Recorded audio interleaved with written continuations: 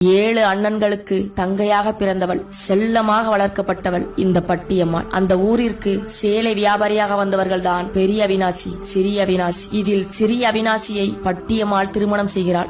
7 அண்ணன்மார்கள் சீதனமாக பொன் பொருள் என அனைத்தையும் கொடுத்து அரண்மனை காவலாளி பதவியையும் வாங்கி கொடுத்தனர். பெரிய அவினாசிக்கு தம்பியின் மீதுள்ள சொத்துக்களின் மீது அதிக ஆசை. அதனால் அடிக்கடி சண்டையும் ஏற்பட்டது. தம்பியை பழிவாங்க அரண்மனை குதிரையை திருடினான். குதிரை காணாமல் போனதால் மரண தண்டனை கொடுக்கப்பட்டது. கணவன் இறந்ததால் தானும் இறக்க முற்பட்டாள் பட்டியம்மாள். ஆனால் 3 மாதம் கருவுச்சிருந்ததால் 7 மாதங்கள் 7 அண்ணன்களின் வீட்டில் வாழ்ந்தாள். 6 அண்ணன்கள் வீட்டில் வாழும் பொழுது அனைவருக்கும் சிகப்பு சேலை கொடுத்து இறந்த பிறகு இதனுடன் எலுமிச்சை மல்லிகை பூவினை வைத்து வழிபடுங்கள் என்றார். 7வது அண்ணன் வீட்டில் மட்டும் வெள்ளை சேலையினை கொடுத்தார். குழந்தை பிறந்ததும் யார் கூறுவதையும் கேட்காமல் அண்ணன்கள் கதறி கதறி அழ தீயிட்டு தன்னை மாய்த்துக் கொண்டார். தற்பொழுது சீலைக்காரி அம்மனாக மக்களுக்கு அருள் பாலிக்கிறார். சீலைக்காரி அம்மனுக்கு பல கதைகள் கூறப்பட்டாலும் கரூர் மாவட்டம் கொட்டநத்தம் கிராமத்தில் இருக்கும் அம்மனின் வரலாறுதான் இது.